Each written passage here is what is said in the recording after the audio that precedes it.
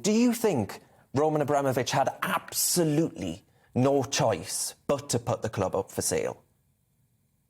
Yeah, I think you're right, Darren. I think absolutely no choice. It's quite clear that the government are now going after him. We're in a situation at the moment where they're carrying out due process. I find it a little bit baffling that you might have heard Boris Johnson say that one of the reasons why they haven't seized any of his assets at the moment is because they might face an army of lawyers. They've got to make sure everything's watertight. It seems incredible. Could you imagine in a time of crisis, like, for example, the Second World War, Winston Churchill not being able to seize German assets or intern German nationals because due process wasn't being followed?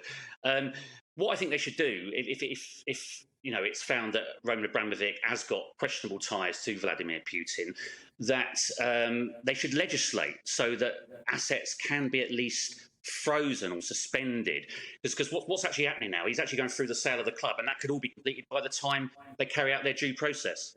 Yeah, I mean, we hear this so much, don't we, about the fact that the government is absolutely unable to do anything, whether it be what's going on at the English Channel. We just can't act because it get caught up in legalese and all the rest of it. It is utterly insane. But what did you actually make of the decision for Chelsea to, or rather for Abramovich really, to come out and say all proceeds will be going to this war in Ukraine? Is this damage control? Yeah, I think it is. I mean, it's obviously fantastic PR to say that. I mean, it would have been a lot better had had he come out and perhaps condemned Putin for his illegal invasion of Ukraine.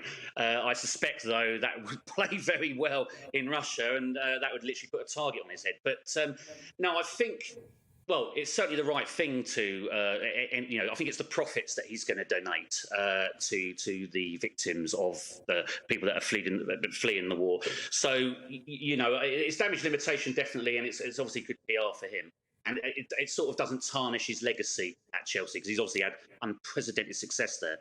Yeah, I mean, what did you make of the Chelsea fans singing his name at the match yesterday? Do you think that there's a real sense of, well, a tribal sense of loyalty for him? Because, of course, the club has gone from strength to strength under his chairmanship of the club.